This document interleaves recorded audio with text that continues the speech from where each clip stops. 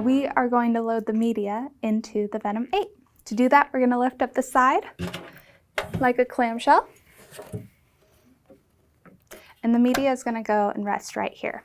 So first up, we got to take off these green tabs. We're going to load the media. So water falls over the top of it.